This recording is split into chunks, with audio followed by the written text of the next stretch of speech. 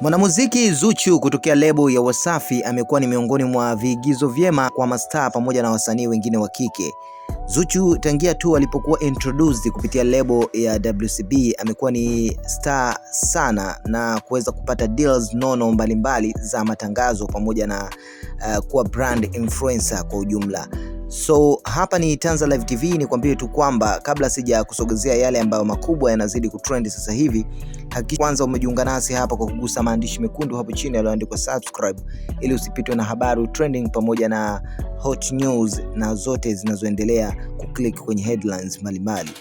So Zuchu siku kadhaa zilizopita alionekana akiwa anafanya mojawapo ya matangazo mbalimbali. Lakini pia Zuchu amekuwa ni mwanamke ambaye kwa hakika ana bahati kubwa kweli, na naweza nikasema si bahati tu bali ni jitihada pamoja na uwezo wake alioonyesha licha ya kuwa ipo chini ya lebo, lakini bado anaendelea kupata deals mbalimbali. Kuna miongoni mwa kampuni nyingi, na hivi juzi tu amekula daunono kutoka kwa kampuni moja hapo ya Rasta kutokea hapa nchini Tanzania, na jambo hili limewashangaza mashabiki na wadau mbalimbali kwamba kwa nini Zuchu always. So tuko hapa kujadili kwa nini Zuchu amekuwa akipata deals nyingi sana, na ukiangalia wasanii wa kike ni wengi, lakini pia na hata mastaa wa kike ni wengi. So kampuni nyingi huwa zinatazama namna ambavyo msanii anakuwa ana kijiji cha watu ama ana numbers, lakini pia impressions za kwake. Msanii anaweza vipi kuinfluence watu, lakini pia kampuni huwa zinatazama maadili ya msanii husika.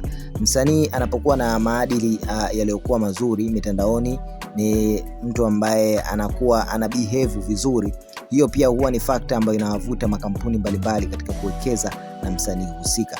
So kwa msanii Zuchu tunafahamu kwamba licha kuwa yeye ni binadamu, sometimes anatereza, anakosea, lakini kulingana na branding yake pamoja na maadili na jinsi ambavyo amejiweka mitandaoni, hii inamsaidia sana kuweza kupata deals mbalimbali. So jambo hili limekuwa likifanywa kwa muda mrefu na limekuwa likimsaidia bibi Zuchu kuweza kuwavutia wafanyabiashara wakubwa na makampuni makubwa kuendelea kuwekeza naye, na maybe tusubiri tuone makampuni mengine mengi yatakayokuja, kwa sababu huu ni mwanzo, tunataka kwanza mwaka umeanza. So Zuchu tunaweza tukasema kwamba ameufungua mwaka kwa dili nono la kampuni hii ya Rasta, ambapo bila shaka Wasafi wamepokea mamilioni ya pesa, kwa sababu brand ya Zuchu ni brand kubwa mno. Ukizungumzia wasanii ambao wametumia kosti kubwa sana, naweza nikasema sio Wasafi tu bali Tanzania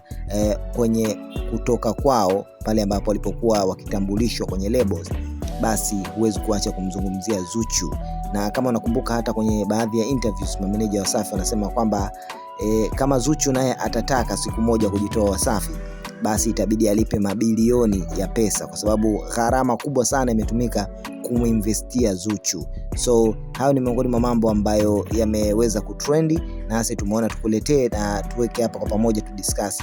Una maoni gani katika haya? Tuambie, unafikiri Zuchu kwa nini anastahili zaidi, ana deserve matangazo kama haya? Na wasanii wengine wa kike unaona na unawashauri nini ili nao wapate matangazo makubwa, kuwa ma-influencers wa brand kubwa kama ambavyo Zuchu amekuwa kila siku akiwapiga bao? Tuambie kwenye upande wa comment hapo chini, lakini pia usisahau kujiunga nasi hapa kila siku kwa habari pamoja na matukio kama haya. Ciao, till the next time.